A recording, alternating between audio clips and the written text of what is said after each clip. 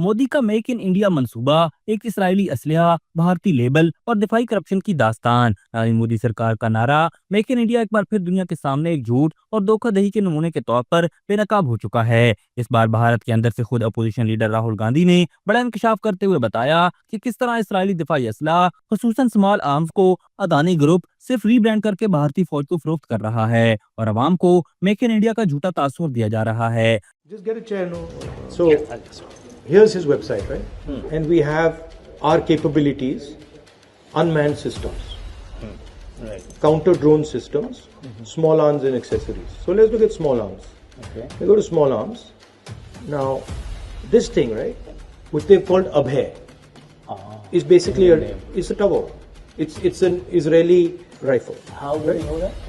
I'll show it to you. Look, this is a 9mm version. Here he's got a 5.56 version, and he's called it Abhay. So it's basically taken the website of the Israeli company, called it Adani Defense, put new labels on it, Prahar, Drishti, and all, and then now he's become the #1 sales guy to the defense. He's only forces. manufacturing names. That's it. He just makes the nameplate. Adani gets the commission directly, and the BJP gets the commission. Rahul Gandhi ने वाज़ेह तौर पर कहा है कि ये असलहा दरअसल Israel में तैयार किया गया है, जिसे सिर्फ नाम बदलकर भारतीय बनाया जा रहा है, जबकि हकीकत सबके सामने है। इन बातों की तस्दीक उसकी वेबसाइट्स पे भी हो सकती है, जिस पर इस असलहे की इसराइली मैन्युफैक्चरिंग की तफसीलात मौजूद हैं। इस संगीन इंकशाफ ने भारत की दिफाई पॉलिसी और शफाफियत के दावे को मुकम्मल तौर पर झूठा साबित कर दिया है। राहुल गांधी ने यह भी बताया कि अदानी ग्रुप इससे पहले भी कई करप्शन स्कैंडल में मुलविस रहा है और मोदी हुकूमत की सरपरस्ती में दिफाई मुआदों के जरिए भारतीय अवाम और फौज को बेवकूफ बनाया जा रहा है। राहुल गांधी के इन अल्फाज ने पूरे भारत में एक नई बहस छेड़ दी है कि आखिर कब तक दिफाई सामान की आड़ में करप्शन की सियासत की जाती रहेगी। यहाँ ये बात भी काबिल तवज्जो है कि हालिया पाक भारत कशीदगी के दौरान भारत ने इसराइली ड्रोन्स, फ्रांसीसी जंगी तैयारे और रशियन एयर डिफेंस सिस्टम इस्तेमाल किए, लेकिन जब पाकिस्तान ने चीन के ताउन से तैयार करदा JF-17 थंडर तैयारे और तुर्की का दिफाई सामान इस्तेमाल किया तो भारत ने चीन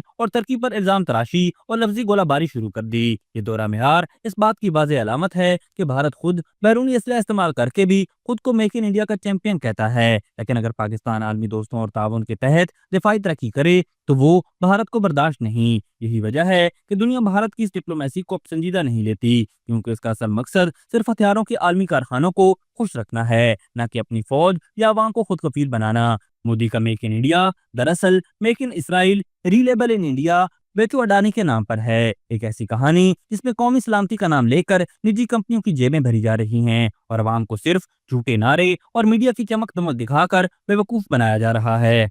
अभी तक के लिए सिर्फ इतना ही। मजीद दिलचस्प और ताज़ा तरीन खबरों से आगाह रहने के लिए हमारे चैनल इस्लामाबाद इंसाइडर को सब्सक्राइब करना मत भूलिए। और अगर हमारी ये वीडियो आपको अच्छी लगी है तो इसे लाइक कर दें और अपनी कीमती राय का इजहार नीचे दिए गए कमेंट सेक्शन में ज़रूर करें।